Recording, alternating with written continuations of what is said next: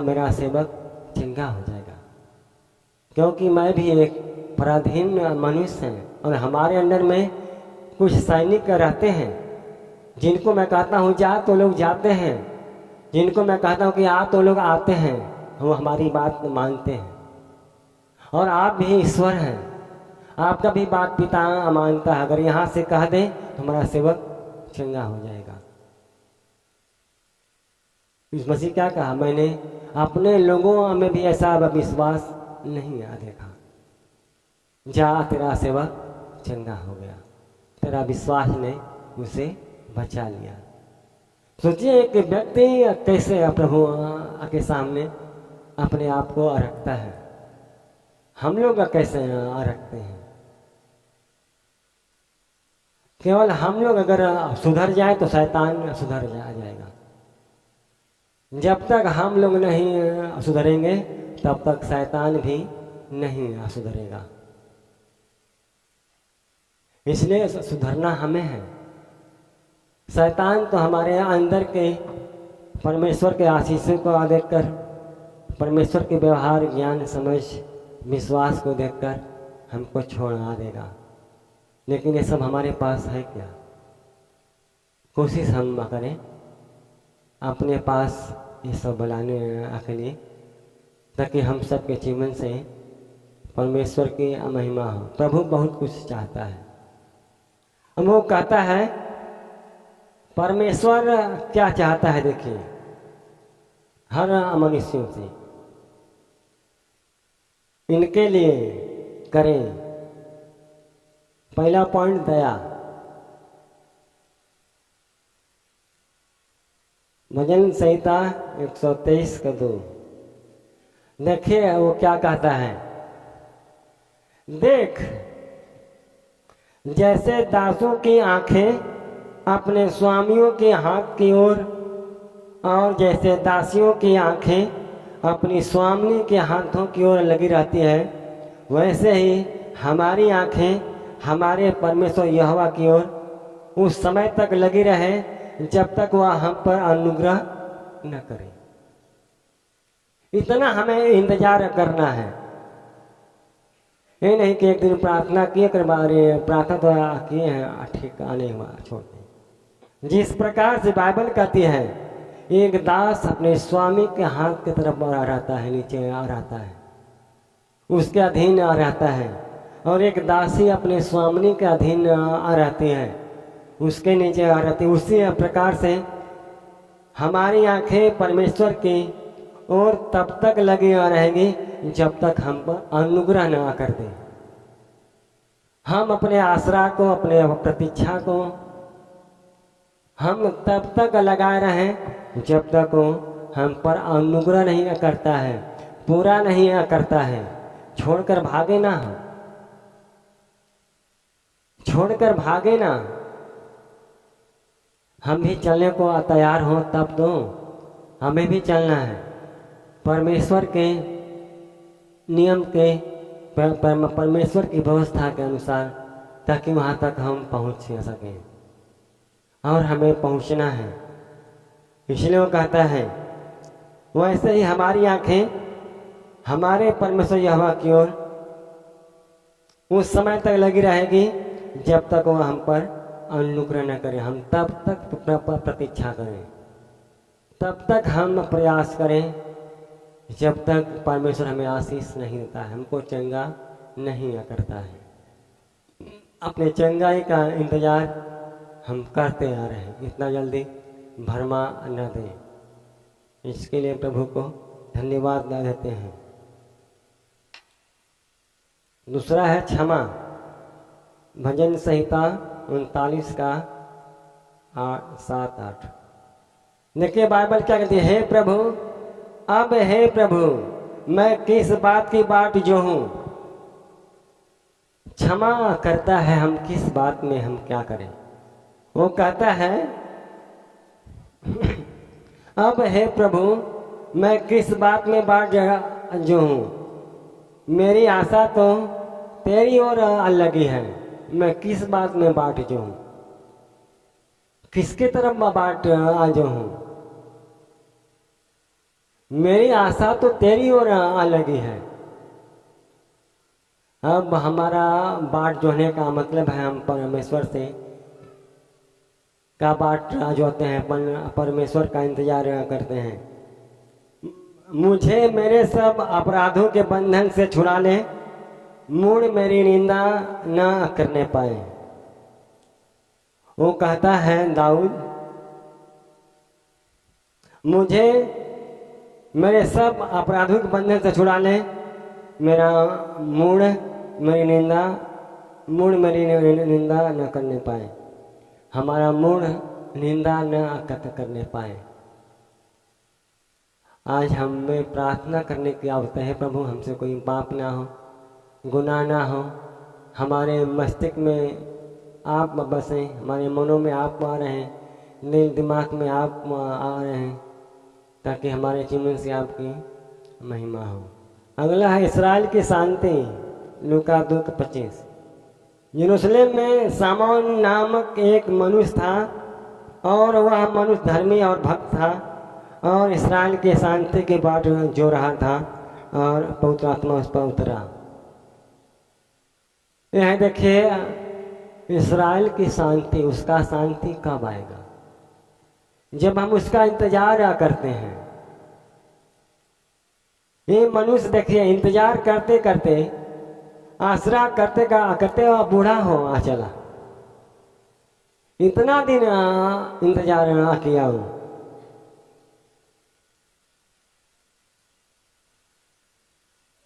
लेकिन वह मनुष्य धर्मी था और भक्त था। उसके अंदर एक गुण था, धर्मी और भक्तपन का, इसलिए वह इस्राएल के शांति को पाया, और पवित्रात्मा उस पर उतरा, और पवित्रात्मा द्वारा उस पर प्रकट हुआ था कि जब तक वह प्रभु के मसीह को न देख ले, तब तक मैं मृत्यु न देखेगा। उसको परमेश्वर की ओर से गिफ्ट आया था, जब तक तुम परमेश्वर के मसीह को नहीं देखेगा तब तक तुम नहीं मरेगा। और उन्होंने तब तक जीवित रखा। तो आज वो हमें जीवित रखेगा, लेकिन हमारा अगर कोई प्लान या योजना परमेश्वर की ओर से हो, तो कोई भी प्लान अगर परमेश्वर की ओर से है, तो वो खींचकर खुद वहां पर लेकर आ जाएगा। वो खींचकर खुद वहां पर आपको लेकर जाएगा। उद्धार, उत्पत्ति 49:18। हे यहोवा, मैं उसी से उद्धार पाने की बाट जोता आया हूं। वो कहता, हे यहोवा, मैं उसी से उद्धार पाने की बाट जोता आया हूं। आज जो परमेश्वर हमारे बीच में है, आज हमें बाट जोहना है उसी परमेश्वर का, जो हमारे बीच में उद्धार देने को कहा है। वो शैतान पर विजय पाया है, तो पाया है। आज हमारा एक विश्वास है, वो शैतान पर विजय पाया है, और हमारे भी शैतान पर विजय पाएगा। बीमारियों से चंगा किया है, तो हमारे भी बीमारी को चंगा करेगा। इसलिए परमेश्वर को धन्यवाद देते हैं। भजन संहिता 62:1-2। सचमुच मैं चुपचाप होकर परमेश्वर की ओर मन लगाए हूँ, मेरा उद्धार उसी से होता है। सचमुच, बाइबल कहती है उस सचमुच में हम चुपचाप होकर परमेश्वर की ओर मन लगाए हूँ, मेरा उद्धार उसी से होता है। क्योंकि परमेश्वर का उद्धार, हमारा उद्धार परमेश्वर करता है, और उसी के द्वारा उद्धार होता है। इसलिए हम इंतजार करें और बाट जो है उसका अगुवाई और शिक्षा। भजन संहिता 25:5। सत्य पर चला और शिक्षा दे, क्योंकि तू ही मेरा उद्धार करने वाला परमेश्वर है। मैं दिन भर तेरी ही बाट जोहता रहता हूँ। परमेश्वर का हम इंतज़ार करें, क्योंकि उसी की अगुवाई में हम चलते हैं और उसी के शिक्षा पाकर हम रहते हैं। अगला है रक्षा, भजन संहिता 33 का 20। हम यहोवा का आसरा देखते आए हैं, वह हमारा सहायक और हमारी ढाल 18 है। बाइबल हमें सिखाते हैं हम यहोवा ही का आसरा देखते आए हैं, वह हमारा सहायक और हमारा ढाल है। बहुत खुशी की बातें हैं। वही हमारा आसरा है, हमारा ढाल है, उसके सिवा हमारा कोई नहीं है। आज यहाँ पर कोई जड़ी बूटी नहीं है, केवल परमेश्वर का नाम लेना है और परमेश्वर में इंतजार करना है। एक काम करना है कि परमेश्वर के वचन के अनुसार चलना है, तो सब कुछ आ जाएगा। और आज हमें यही बात की आवश्यकता है। यही बात हम लोग नहीं कर पाते हैं।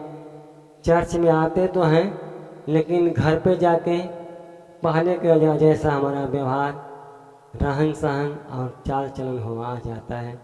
इसलिए हम यहाँ से आशीष पाकर जाते हैं, घर जाते ख़त्म हो आ जाता है। फिर हमारी आशीष जैसे तैस हो आ जाती है। इसके लिए परमेश्वर को धन्यवाद देते हैं। 49 का 9-10 उसी में, कोई ऐसा नहीं जो सदैव जीवित रहे और कब्र को न देखे। कोई ऐसा मनुष्य नहीं है जो सदैव जीवित रहे, कब्र ना देखे। इस मसीह ने खुद कब्र को देखकर बता दिया है कि आपको मरना है। और हमें और आपको, चाहे हम सेवक हों, चाहे आप अगुआ हों, चाहे आप सेवक हों, कोई लीडर है, सबको मरना है। क्योंकि इस मसीह से हम जगत में आकर और मर कर दिखाया कि कब्र आपको देखना ही है, एक दिन कब्र में जाना ही है। क्योंकि देखने में आता है कि बुद्धिमान भी मरते हैं और मूर्ख और पशु सरीखे मनुष्य भी दोनों नष्ट होते हैं। देखा जाता है कि बुद्धिमान भी मर जाता है और मूर्ख भी। ये जगत में आप चाहे अपने आप को बुद्धिमान समझते हैं तो भी मरना है, या अपने आप को मूर्ख समझते हैं तो भी मरना है। सबको मरना है बाइबल के अनुसार। और देखा जाए तो आज तक कोई जीवित है ही नहीं। हम लोग केवल भक्त लोग ढूंढते हैं। एक समय था यीशु मसीह था जगत में, सबके साथ रहा, आज पता नहीं कहाँ चला गया, स्वर्ग में। ये तो हमारा विश्वास कि स्वर्ग में है, और हम कह सकते हैं वो स्वर्ग में है। लेकिन जो लोग नहीं जानते हैं वो लोग इन बात को मान सकते हैं कि वो है स्वर्ग में, वो जिंदा है? नहीं मानेंगे, क्योंकि हम खुद नहीं मानते हैं। अगर हम जानते को जिंदा खुदा है, हम कोई भी ऐसा काम करेंगे अगर तो देखता है तो हम बुरा काम नहीं करते। हम डरते फिर कोई गलत काम करने में, लेकिन हम बेहिचक करते हैं, इसे वो भी बेहिचक करता है। यह है देखिए खुदा का जो मकसद है हमारे बीच में, जिसलिए वो लेकर आया है, जो हमसे वो चाहता है। यदि हम इसके लायक हैं तो चाहेगा, नहीं तो मरना तो सबको है, चाहे मूर्ख हो चाहे बुद्धिमान हो। जो धर्म करता भी मरता है, जो पाप करता भी मरता है। अगर कोई कहता रहे सजा देता है प्रभु ने, तो लोग क्या कहते हैं? प्रभु जब देगा तो देगा। जब वो देगा हम तुरंत खुद देते हैं। क्योंकि हमारा इंतज़ार नहीं होता है, हम बाट नहीं जोहते हैं, प्रतीक्षा नहीं क्या करते हैं। लेकिन परमेश्वर की ओर हम क्या करें, किस रीति से करें, बाइबल हमें सिखाती है। क्योंकि देखने में आता है कि बुद्धिमान भी मरते हैं और मूर्ख और पशु सरीखे मनुष्य भी दोनों नष्ट होते हैं और अपनी संपत्ति दूसरों के लिए छोड़ आ जाते हैं। आज यही कमी है कि हम परमेश्वर को नहीं जानते हैं। यहाँ चर्च में भी आते हैं तो अपना घर की चिंता, अपने काम की अच्छी चिंता, अपने तमाम कार्यों में किसी को बोझ टाइप का लगता है, मेरा आज इतना नुकसान हुआ, कैसे प्रभु का पा सकता है आशीर्वाद। वो सेत में दिया है और आपसे भी सेत में चाहता है अपने दिल को दीजिए, तो उसके बाद देखिए प्रभु क्या चाहता है।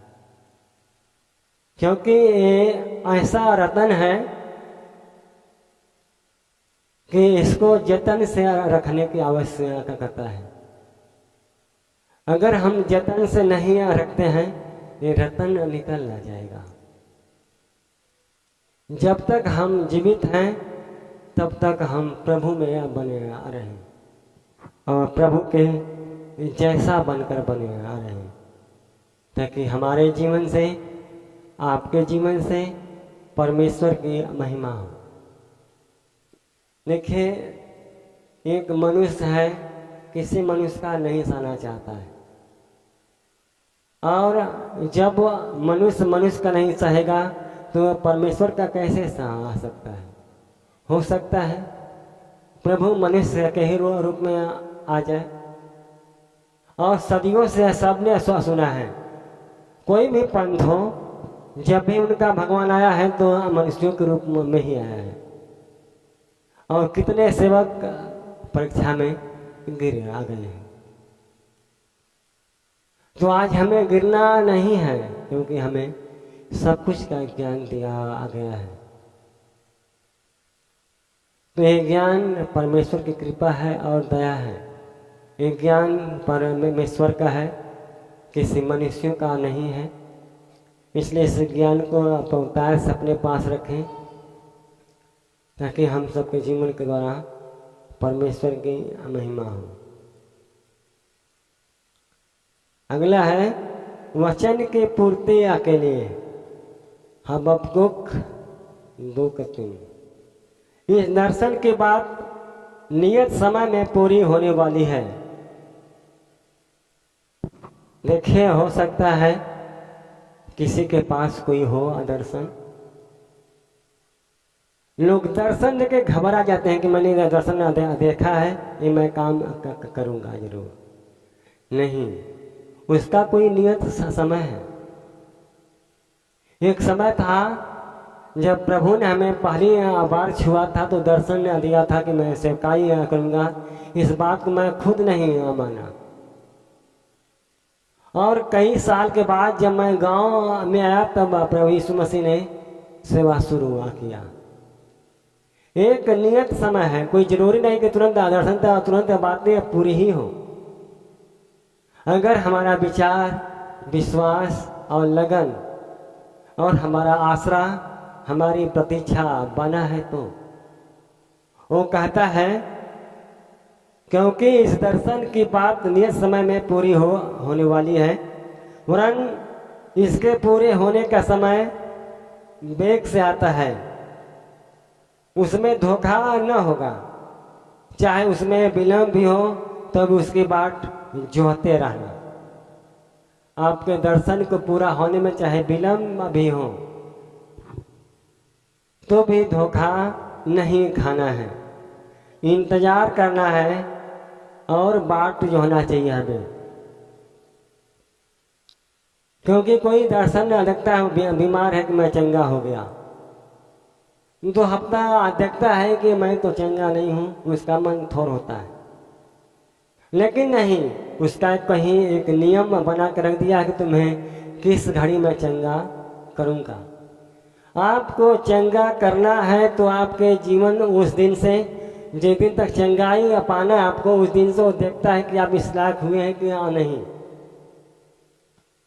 इसलिए हम लोगों से कहते हैं कि आप एक हफ्ता अपने बीमारी समस्या के लिए प्रार्थना करें और आप देखिए आपने क्या देखा है।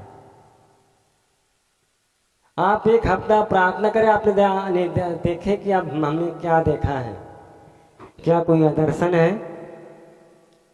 अगर दर्शन है तो एक दिन अवश्य पूरा होगा। आज हो, कल हो, नरसों हो, लेकिन अवश्य होगा। लेकिन हमें धोखा नहीं खाना है, इसके लिए इंतजार करना चाहिए जितना भी विलम्ब हो, क्योंकि वह निश्चय पूरी होगी और उसमें देर न होगी। इसलिए देखिए, प्रतिज्ञाओं को पूरा करने में देर होता है, प्रतिज्ञाओं को पूरा करने में देर होता है, या कोई भी बात प्रभु आपसे कहा है तो कुछ देर हो सकता है, लेकिन पूरा अवश्य होगा।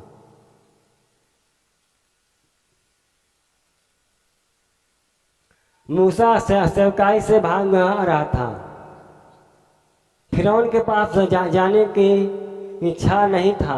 वो कहता था मैं जीभ का भद्दा हूँ, मुंह का भद्दा हूँ, जब मैं बोलता हूँ तो जीभ लग जाता है, लोग हंस पड़ेंगे। हो सकता है किसी को मेरी आवाज़ समझ में ना आए, वहाँ मैं क्या करूँगा, तुम्हारे भाई हारून को भेज दीजिए। वो कहा नहीं, मैं तुम्हें चुना हूँ। मूसा बहुत जिद किया तो कहा, फिर भी तो उसका प्रभु ठहरेगा, बिना तेरे अनुमति से वो कुछ नहीं करेगा, जो तू कहेगा वही वो करेगा। एक परमेश्वर के आशीष का जो आदान प्रदान होता है वो हमारे और आपके बीच में होता है, और हम लोग उसको कैसे अस्थायी रखते हैं। जिसके पास अगर परमेश्वर की आत्मा तो दिन पर दिन वो बढ़ता जाएगा, आशीर्वाद में, प्रार्थना में, हर एक कार्यों में बढ़ता जाएगा। यदि शैतान है वो हर जगह रुकाहट होता आ जाएगा। इसलिए प्रभु का हम धन्यवाद देते हैं। प्रतिज्ञाओं की पूर्ति के लिए प्रेरित 1:4, और उसने मिलकर उन्हें आज्ञा दी यरूशलेम को न छोड़ो, परंतु पिता के उस प्रतिज्ञा के पूरे होने की बात जोहते रहो जिसकी चर्चा तुम मुझसे सुन चुके हो। इसलिए हमको प्रतीक्षा करना है, हम घबरा कर कोई काम ना करें, प्रतीक्षा करें, ताकि हम सबके जीवन से परमेश्वर की महिमा हो, परमेश्वर का अनुग्रह हो, परमेश्वर की दया हो। ये है देखिए प्रतीक्षा करना। हर एक मनुष्यों के पास ऐसा हिम्मत हो, साहस हो, ढाढ़स हो, ताकि परमेश्वर की महिमा हो। वचन बंद करते हैं, अगला वचन अगले इतवार को